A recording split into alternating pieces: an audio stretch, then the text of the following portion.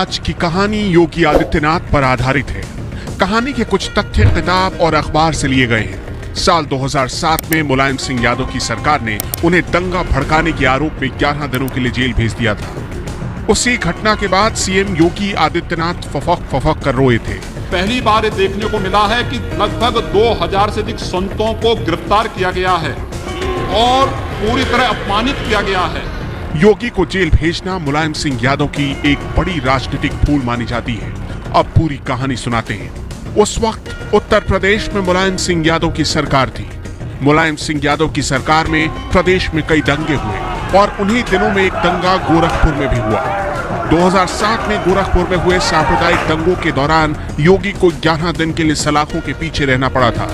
सलाखों के पीछे बिताए गए ये 11 दिन उनके जीवन और स्वभाव में आए बदलाव की एक बड़ी वजह माने जाते हैं, क्योंकि जेल जाने और सुरक्षा गार्ड चुनने से योगी अंदर से इतना आहत हुए कि लोकसभा में अपने दर्द को बयां करते हुए वो रो पड़े थे। समाज को बेवकूफ बना करके सेकुलरिज्म की धज्जियां उड़ा रहे हैं। 30 दंगे उत्तर प्रदेश के अंदर हो चुके हैं। मोदिया 1 वर्ष में 30 बड़े दंगे। हर दंगे में हिंदू प्रताड़ित हुआ है, हिंदू जेल में बंद हुआ है। और ये घटना जनवरी 2007 की है, जब गोरखपुर में सांप्रदायिक हालात पैदा हुए। शहर की शांति पूरी तरह से भंग हो चुकी थी। इस दंगे में 2 लोगों की जान चली गई। काफी संख्या में मकान और दुकानों को क्षति पहुंचाया गया। कई दिनों तक गोरखपुर में कर्फ्यू लगा रहा। 28 जनवरी को योगी आदित्यनाथ अपने हिंदू युवा वाहिनी के कार्यकर्ताओं के साथ गोरखपुर के दंगाग्रस्त इलाके में जाने की तैयारी कर रहे थे। तभी प्रशासन ने कड़ा रुख अपनाते हुए योगी और उनके साथियों को गिरफ्तार करके सलाखों के पीछे पहुंचा दिया। उस वक्त बीजेपी न तो केंद्र में थी और न ही राज्य में। योगी जैसे नेता खुद को स्थापित करने की लड़ाई लड़ रहे थे। राजनीति के जानकार मानते हैं कि योगी आदित्यनाथ को जेल में डालने का फैसला मुलायम का गलत फैसला था। मुलायम के इस कदम से योगी का दायरा गोरखपुर और पूर्वांचल के कुछ जिलों से पूरे उत्तर प्रदेश में फैल गया और योगी आदित्यनाथ हिंदुओं की मसीहा और कट्टर हिंदू नेता जैसी छवि बनाने में कामयाब रहे। मुलायम सिंह यादव ने यह कदम शायद इसलिए भी उठाया कि अप्रैल मई में विधानसभा चुनाव होने जा रहे थे और आदित्यनाथ गोरखपुर में सांप्रदायिकता की आग सुलगा रहे थे। मुलायम योगी को जेल में डालकर ये संदेश देना चाहते थे कि सपा मुसलमानों के हित में फैसले लेती है। उधर गोरखपुर दंगे की आग आसपास के इलाकों में भी फैल रही थी। इसे काबू करने के लिए प्रशासन बड़े पैमाने पर गिरफ्तारियां कर रहा था। लखनऊ से उस वक्त के तत्कालीन डीएम डॉक्टर हरिओम के पास एक फोन आया। फोन पर मुलायम सिंह यादव थे। कहा जाता है कि उन्होंने डीएम को आदेश दिया कि योगी को गिरफ्तार कर जेल में डाल दो। इसके बाद तत्कालीन डीएम डॉक्टर हरिओम के आदेश पर एसपी ने योगी को गिरफ्तार कर जेल में डाल दिया। लेकिन शहर में यह खबर जंगल में आग की तरह फैल गई। जो लोग योगी युवा वाहिनी में शामिल नहीं थे, वो लोग भी योगी को रिहा करने की मांग तेज करने लगे।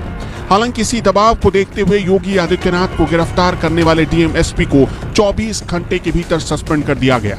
इस घटना से 2 संदेश गया कि योगी के सामने मुलायम सिंह यादव झुक गए और दूसरा ये कि शहर में योगी के सामने डीएम एसपी का मतलब कुछ नहीं। फिलहाल उस वक्त 11 दिन तक योगी को मुलायम सरकार में जेल में रखा गया।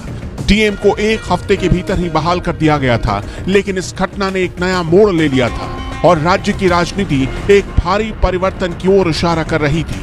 हिंदू वोटरों को लग गया कि योगी को जेल में डालने का मतलब हिंदुओं का अपमान है और ये अपमान हिंदू नहीं सहेगा। ये कारण रहा कि मुलायम सिंह यादव की सरकार चली गई और सत्ता में वापसी हुई बसपा की। घटना के कुछ दिन बाद योगी संसद में पहुंचे।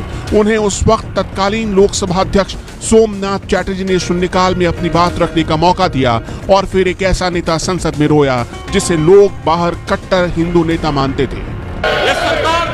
ये सरकार उत्तर प्रदेश के अंदर जिस प्रकार से सरकारी जमीनों को कब्रिस्तान के नाम पर आवंटित कर रहा, कौन सी परंपरा का हिस्सा है? जिस प्रकार से वहाँ के गरीबों, वहाँ के पिछड़ी जाति, वहाँ के अनुसूचित जाति के कारण जो भी रहा हो, लेकिन आदित्यनाथ की गिरफ्तारी और उनकी हिफाजत में लगे सुरक्षा कर्मियों को हटाना जैसी घटनाओं ने योगी जैसे कट्टर छवि वाले नेता को अंदर तक झंझोड़ कर रख दिया। इस घटना के बाद योगी आदित्यनाथ की छवि एक कट्टर हिंदू नेता की हो गई और वो प्रदेश में पहले से ज्यादा लोकप्रिय हो गए। योगी आदित्यनाथ के वहां से यहां तक पहुंचने में इस घटना का बहुत बड़ा किरदार माना जाता है। हालांकि इस घटना के 10 साल बाद वो सीएम बन गए और मुलायम सिंह यादव राजनीति से दूर है। योगी को जेल में डालने वाले 1997 बैच के आईएएस अधिकारी और उस वक्त गोरखपुर के तत्कालीन डीएम डॉक्टर हरिओम घोटाले की जांच में फंस गए हैं और उन्हें जेल तक जाना पड़ सकता है। इधर एक रोचक तस्वीर योगी के जेल जाने के 13 साल बाद सामने आई थी, जब योगी आदित्यनाथ मुलायम सिंह यादव की खराब तबीयत का समाचार सुन उनसे मिलने उनके आवास पर पहुंच गए थे।